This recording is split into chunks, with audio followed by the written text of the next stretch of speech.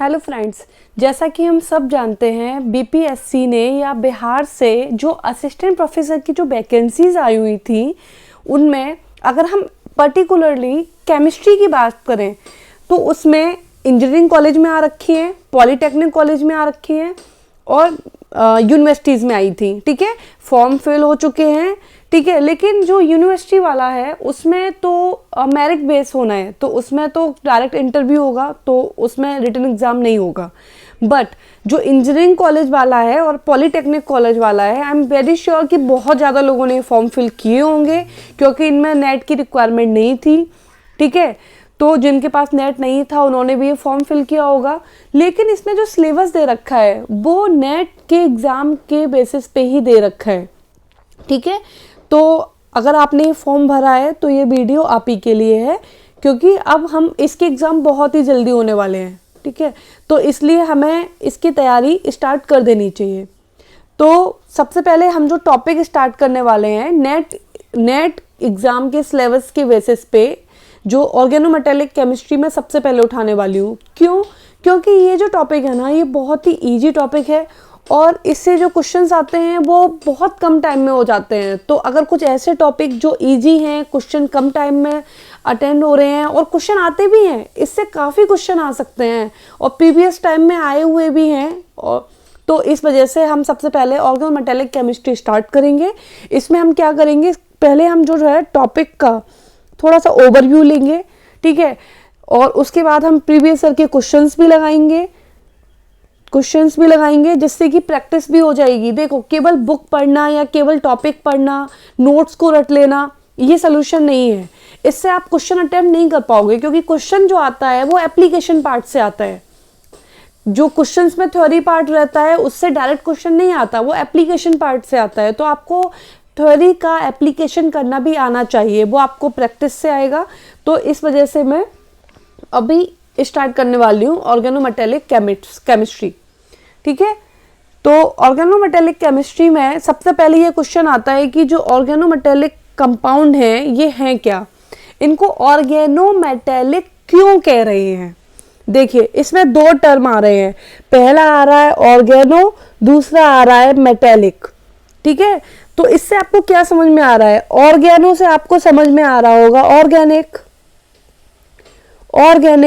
और ऑर्गेनिक जो है ना वो पूरी की पूरी जो है एक एलिमेंट ऐसा है जो बहुत ज़्यादा इंपॉर्टेंट है और उसी पे डिपेंड है, उसी की प्रॉपर्टीज, उसी के कंपाउंड, उसी के डेरिवेटिव्स।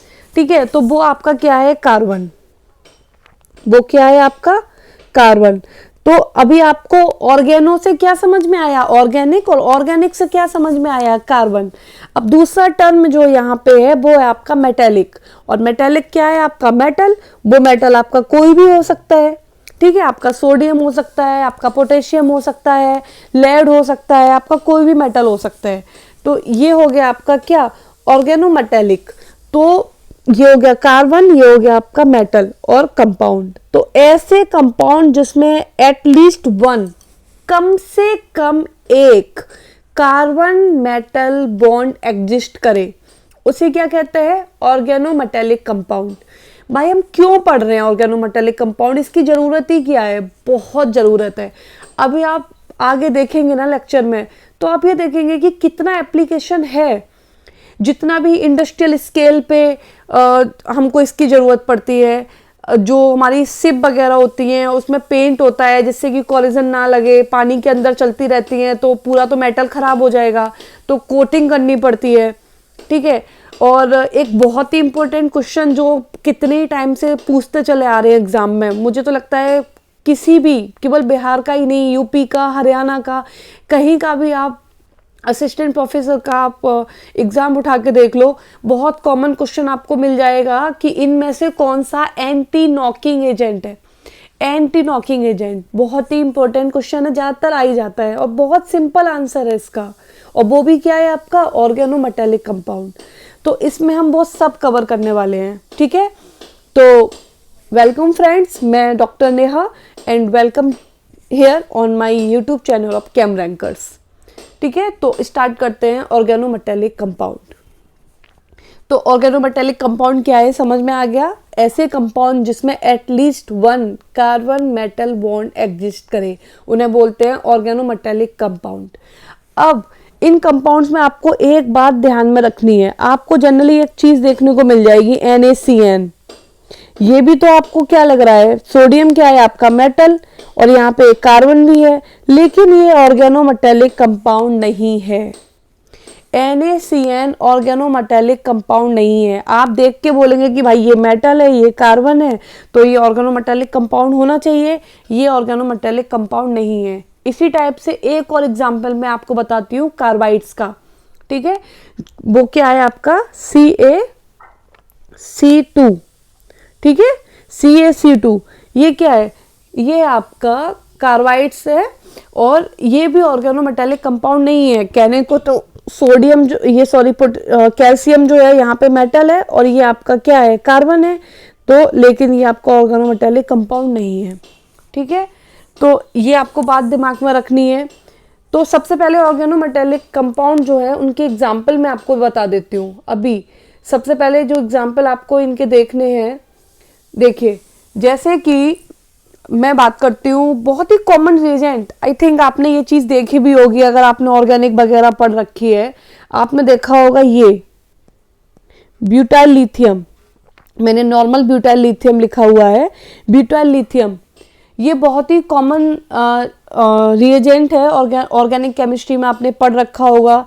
जनरली हम क्या करते हैं, मानो कोई भी रिएक्टेंट दिया हुआ है, अगर हमें कोई ग्रुप इससे अटैच कराना है तो हम उससे इसकी रिएक्शन करा देते हैं, और वहाँ पे उस ग्रुप के साथ Li लग जाता है। सिंस Li एक मेटल है तो इस पे हमेशा जो है वो पॉजिटिव चार्ज आएगा, तो जो इसका जिस कार्बन से कनेक्ट होता है उस पे ये नेगेटिव चार्ज जनरेट कर देता है, तो वो फर्दर किसी भी चीज पे अटैक कर सकता है, ठीक है? तो इस वजह से इसका यूज करते हैं। ये भी क्या है आपका, ये है आपका ऑर्गेनोमेटेलिक कंपाउंड। यहाँ पे आपका जो ब्यूटाइल ग्रुप है वो लिथियम से जुड़ा हुआ है, मतलब आपका कार्बन जो है वो मेटल से कनेक्ट हो रखा है, ये आपका ऑर्गेनोमेटेलिक कंपाउंड है। तो एग्जाम्पल देख लें अगर हम ऑर्गेनोमेटेलिक कंपाउंड्स के, तो एग्जाम्पल्स में जैसे कि ओके, तो ऑर्गेनोमेटेलिक कंपाउंड जो है उसको समझने के लिए आपने डेफिनेशन देख ली। अब डेफिनेशन के साथ साथ कुछ इसके एग्जाम्पल देखते हैं जिससे आपको आइडिया लग जाए कि ऑर्गेनोमेटेलिक कंपाउंड हैं कौन से, ठीक है? जैसे कि आपका है NaC2H5, या फिर इसे C2H5Na लिखते हैं। ये आपका क्या है, ऑर्गेनोमेटेलिक कंपाउंड है जिसमें कार्बन एंड सोडियम बॉन्ड है, ठीक है?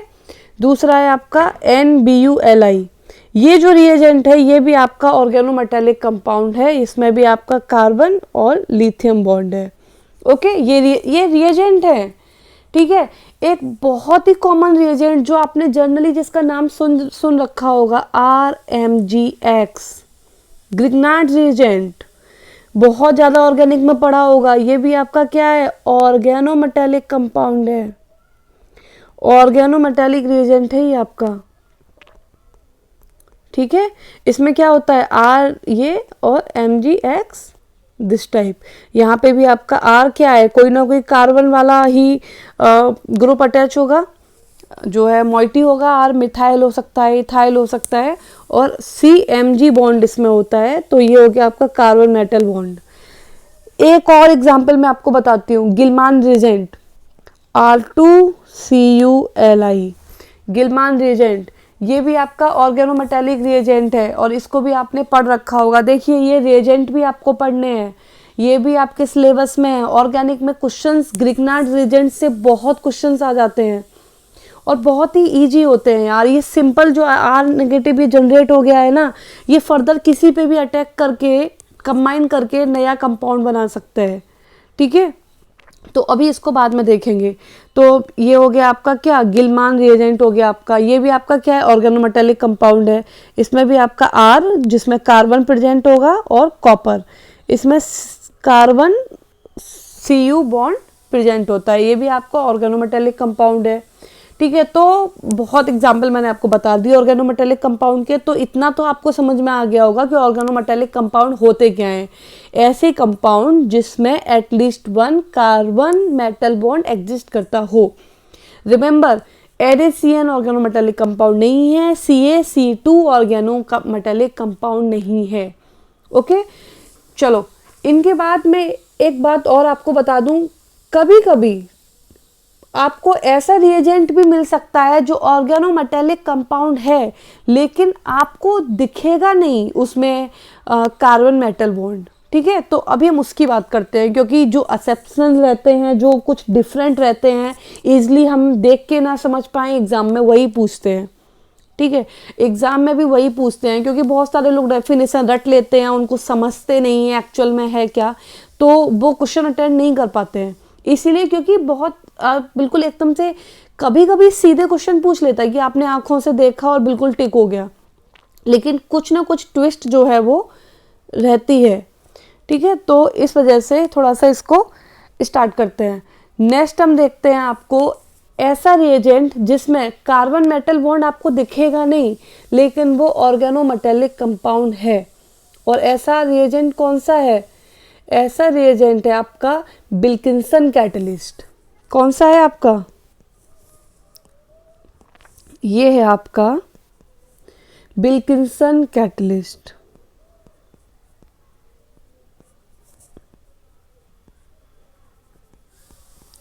ओके, RH का होल थ्राइस Cl, ये है आपका विल्किंसन कैटलिस्ट। RH अभी मैं ऐसे ही ड्रॉ कर दे रही हूँ, PPS3 और ये आपका Cl, ये आपका विल्किंसन कैटलिस्ट, ये भी ऑर्गेनोमेटेलिक रिएजेंट है।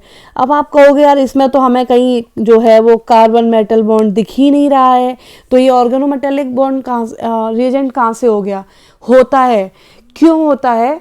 और इसका रीज़न ये है, इसके होने का रीज़न ये है कि इसमें आपको डायरेक्टली आपको कार्बन मेटल बॉन्ड नहीं दिख रहा है, लेकिन जो ये रिएजेंट है ये क्या करता है, ये कोई भी एल्कीन है या एल्काइन है, कोई भी एल्कीन या एल्काइन मतलब डबल बॉन्ड हो या ट्रिपल बॉन्ड हो, उसमें हाइड्रोजनेशन करता है, मतलब H2 ऐड होता है।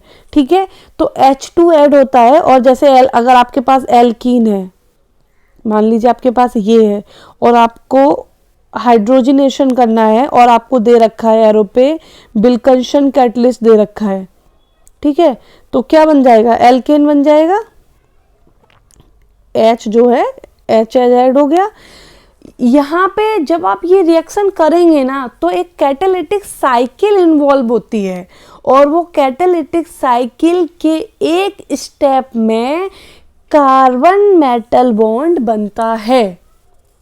एक स्टेप ऐसा आता है जिसमें कार्बन मेटल बॉन्ड बनता है, तो इस वजह से ये डायरेक्ट आपको कार्बन मेटल बॉन्ड इसमें नहीं दिखेगा, but during the process, during the reaction catalytic cycle में इसमें कार्बन मेटल बॉन्ड फॉर्मेशन होता है, इसलिए ये ऑर्गेनोमेटेलिक कंपाउंड है। तो जो मैंने डेफिनेशन बताई वो एकदम से ये नहीं है कि हाँ मतलब 100% यही काम करेगा, कहीं पे आपको दिखेगा, नहीं होगा, नहीं दिखेगा, हो सकता है। तो आपको तीनों केस पता होने चाहिए। NaCN ऑर्गेनोमेटेलिक कंपाउंड नहीं है, CaC2 ऑर्गेनोमेटेलिक कंपाउंड नहीं है, विल्किंसन कैटलिस्ट जिसमें कार्बन मेटल बॉन्ड आपको नहीं दिख रहा है लेकिन वो ऑर्गेनोमेटेलिक कंपाउंड है। ठीक है, तो बहुत ज़्यादा कंफ्यूज होने की ज़रूरत नहीं है। जनरली कभी कभी एक क्वेश्चन ऐसा भी पूछ लेता है, आपको 3-4 रिएजेंट दे देगा, पूछ लेगा इनमें से कौन सा ऑर्गेनोमेटेलिक रिएजेंट है। अगर आप उसी डेफिनेशन को रट के जाएंगे तो विल्किंसन कैटलिस्ट को आप टिक नहीं मार सकते। ठीक है, तो इस वजह से आपको विल्किंसन कैटलिस्ट के बारे में पता होना चाहिए कि ऑर्गेनोमेटेलिक रिएजेंट है।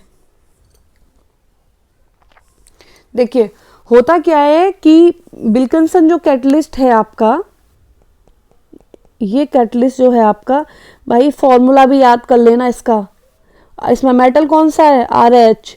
कुछ भी क्वेश्चन पूछ सकता है, कभी कभी तो फॉर्मूला दे दे इनमें से कौन सा विल्किंसन कैटलिस्ट है। ये है भाई, this is Wilkinson catalyst formula, question पूछ सकता है कि Wilkinson catalyst involve in this type of reaction, ये हाइड्रोजनेशन करता है, हाइड्रोजनेशन करता है भाई, H2 एडिशन करता है, H2 एडिशन करता है, एल्कीन या एल्काइन, मतलब जो अनसैचुरेटेड होते हैं उनमें H2 ऐड करता है, ठीक है, और सैचुरेटेड बनाता है, ठीक है। तो विल्किंसन कैटलिस्ट क्या है, ऑर्गेनोमेटेलिक कंपाउंड है, ऑर्गेनोमेटेलिक रिएजेंट है। इसका फॉर्मूला क्या है, RH का होल थ्राइस Cl। कौन सी मेटल इन्वॉल्व है, RH। इसमें कौन सी टाइप की रिएक्शन होती है, हाइड्रोजनेशन होता है, मतलब हाइड्रोजन का ऐड होता है इसमें। देखिए ये जो विल्किंसन कैटलिस्ट है ये सिस्टीन इलेक्ट्रॉन स्पीसीज है, ये क्या है, सिस्टीन इलेक्ट्रॉन स्पीसीज है, ठीक है। इसमें क्या होता है, जब आपका H2 ऐड होगा तो ये 18 इलेक्ट्रॉन स्पीसीज में कन्वर्ट हो जाता है। अभी आपको ये सब अगर नहीं समझ में आ रहा है तो अभी आप इसको छोड़िए, लेकिन सुन लीजिए, ठीक है, आगे इसको अच्छे से समझाएंगे। 16 इलेक्ट्रॉन स्पीसीज है, जब इसमें H2 ऐड होता है तो ये 18 इलेक्ट्रॉन स्पीसीज बन जाता है। फिर इसमें से एक PPS3 रिमूव होता है, रिमूव होता है तो एक साइड वेकेंट होती है। सबसे पहले ये स्क्वायर प्लेनर था, सबसे पहले ये स्क्वायर प्लेनर था, उसके बाद ये ऑक्टाहेड्रल बन गया। फिर क्या हुआ, एक जब PPS3 निकला तो एक साइड वेकेंट हुई, one side vacant, one side vacant, ठीक है। वहां पे एल्कीन आके जुड़ा, जब एल्कीन आके जुड़ा तो उस केस में RH और कार्बन बॉन्ड बना, इस वजह से इसे ऑर्गेनोमेटेलिक कंपाउंड कहते हैं, ठीक है, समझ में आया, ओके। तो अब आगे चलते हैं, तो समझ में आ गया, चलिए अब देखिए, आप जो ये ऑर्गेनोमेटेलिक कंपाउंड पढ़ रहे हैं जिसमें कार्बन मेटल बॉन्ड बनेगा, इसमें आपका जो ये मेटल है, आपका ये जो मेटल है ये मेन ग्रुप का मेटल हो सकता है, मेन ग्रुप का मेटल हो सकता है, आपका ट्रांजिशन मेटल हो सकता है, आपका ट्रांजिशन मेटल हो सकता है, आपका लेंथनाइट एक्टिनाइट भी हो सकता है, ये लेंथनाइट एक्टिनाइट भी हो सकता है, ठीक है। देखिए अभी मैंने जो आपको एग्जांपल बताए C2H5Na, एन ब्यूटाइल लिथियम, इसमें क्या है, सोडियम है, लिथियम है, ये सारे आपके मेन ग्रुप एलिमेंट हैं, ये सब आपके क्या हैं, मेन ग्रुप एलिमेंट हैं, ये सब आपके मेन ग्रुप एलिमेंट हैं। तो इस वजह से ये जो है मेटल आपका मेन ग्रुप एलिमेंट भी हो सकता है। अभी मैंने आपको बताया नहीं, अभी मैं आपको एक ये और बताऊंगी, जीजे साल्ट करके है, उसमें क्या होता है, Pt होता है, जो क्या है आपका ट्रांजिशन एलिमेंट है, ठीक है। तो इसमें ट्रांजिशन मेटल भी इन्वॉल्व हो सकता है। अभी आप एक एग्जांपल और देखेंगे, उसमें क्या है, यूरेनियम मेटल आएगा, यूरेनियम मेटल आएगा, ठीक है। तो अभी आगे स्टार्ट करते हैं। तो मेटल आपका तीनों टाइप का हो सकता है, मेन ग्रुप का भी हो सकता है, ट्रांजिशन का भी हो सकता है, लेंथनाइट एक्टिनाइट भी हो सकता है, ठीक है। तो स्टार्ट करते हैं आगे। ऑर्गेनोमेटेलिक कंपाउंड जो है, सबसे पहले अगर हम बात करें तो इसमें ऑर्गेनोमेटेलिक कंपाउंड में जो मेन ग्रुप एलिमेंट्स का फर्स्ट ऑर्गेनोमेटेलिक कंपाउंड कौन सा है, क्वेश्चन पूछ सकता है, क्वेश्चन पूछ सकता है, first organometallic compound of main group, main group का फर्स्ट ऑर्गेनोमेटेलिक कंपाउंड कौन सा है। पहला ऑर्गेनोमेटेलिक कंपाउंड जो मिला था वो कौन सा है, जिसमें मेटल मेन ग्रुप की हो, ठीक है। और वो कौन सा है आपका, वो है आपका कार्कोडाइल ऑक्साइड, वो है आपका crocodile oxide, this is your answer. ये आपका क्या, कार्कोडाइल ऑक्साइड, क्या है ये कार्कोडाइल ऑक्साइड, ये आपका CH3 का होल ट्वाइस AS, इस पूरे का होल ट्वाइस O, ये ऑक्साइड है एक, इस वजह से इसे ऑक्साइड बोल रहे हैं, कार्कोडाइल ऑक्साइड। इसमें आर्सेनिक, कौन सी मेटल इन्वॉल्व है, आर्सेनिक मेटल इन्वॉल्व है, ठीक है। स्ट्रक्चर कैसे बनता है, AsCH3 CH3O AsCH3 CH3। तो ये क्या है आपका, ये आपका कार्बोडाइल ऑक्साइड जो फर्स्ट ऑर्गेनोमेटेलिक कंपाउंड है ऑफ मेन ग्रुप, क्योंकि इसमें जो आर्सेनिक है वो मेन ग्रुप एलिमेंट है, ठीक है। ओके, तो अभी हम नेक्स्ट देखते हैं कि ऐसा कौन सा फर्स्ट ऑर्गेनोमेटेलिक कंपाउंड है जिसमें ट्रांजिशन मेटल इन्वॉल्व हो। First organometallic compound of the transition metal. दूसरा क्वेश्चन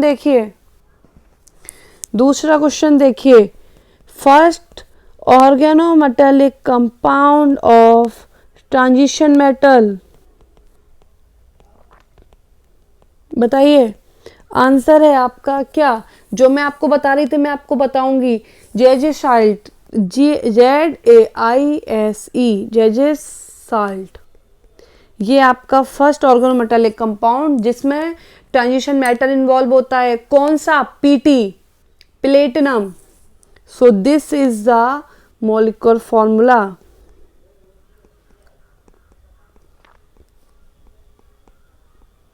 ठीक है, इसे ऐसे भी लिखते हैं, PtC2H4CH3 और यहाँ पे माइनस, ठीक है। या फिर इसे अगर हम बनाएंगे तो ये आपका हो गया Pt, ये हो गया आपका Cl, ये हो गया Cl, यहाँ पे भी Cl और यहाँ पे आपकी क्या हो गई, यहाँ हो गई आपकी ये एल्कीन। ये जो है जेजेसाल्ट, ये भी बहुत इम्पोर्टेंट है, इससे भी बहुत क्वेश्चन पूछे जा सकते हैं और इसको हम बाद में पढ़ेंगे। जनरली ये जो बॉन्ड है ना, मेटल कार्बन बॉन्ड, इस पे क्वेश्चंस पूछ लेते हैं कि क्या इन चारों बॉन्ड की लेंथ इक्वल है या फिर क्या डिफरेंस है, तो इस पे भी क्वेश्चन आ जाता है, ठीक है। तो अभी आपको क्या पता करना है, first organometallic compound of transition metal is Zeise's salt, this is the structure. Question number 1, which is the metal involve, it's platinum. कौन सी मेटल इन्वॉल्व है इसमें, प्लेटिनम, ठीक है। और इसमें क्या है, Pt कार्बन बॉन्ड बनता है, ठीक है। और तो ये हो गया आपका जेजेसाल्ट। चलिए, तो अभी आपको ये पता चल गया first organometallic compound with main group element, दूसरा आपको पता चल गया first organometallic compound with transition metal. Okay fine, तो अभी मैंने आपको बता दिए ये। नेक्स्ट मैं आपको कुछ इसके जो है, अच्छा हाँ, एक ऑर्गेनोमेटेलिक कंपाउंड और बताना बाकी है, वो है जिसमें आपका लैंथेनाइड या एक्टिनाइड हो, ठीक है। चलिए देख लीजिए, और वो है आपका क्या, यूरेनोसिन। आपका यूरेनोसिन ऐसा ऑर्गेनोमेटेलिक कंपाउंड है जिसमें यूरेनियम इन्वॉल्व है और ये है इसका structure, 8 membered ring, 8 membered, 1 2 3 4 5 6 7 8 carbon, ठीक है। ये यहाँ से U, फिर से 8 मेंबर्ड,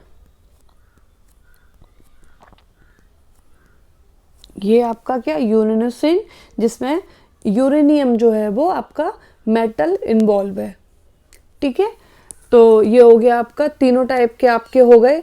अब हम कुछ एप्लीकेशन देखेंगे, हम देखेंगे जिसमें आपको ये पता चलेगा कि ऑर्गेनोमेटेलिक कंपाउंड हम पढ़ क्यों रहे हैं, इनकी ज़रूरत क्या है, क्या कारण है इनको पढ़ने का। तो एप्लीकेशन से भी बहुत क्वेश्चन आ सकता है। तो अभी मैंने आपको बताया है इंट्रोडक्शन ऑफ ऑर्गेनोमेटेलिक कंपाउंड। तो आज के लिए इतना ही, आगे हम देखेंगे नेक्स्ट लेक्चर में, ठीक है। Thank you very much.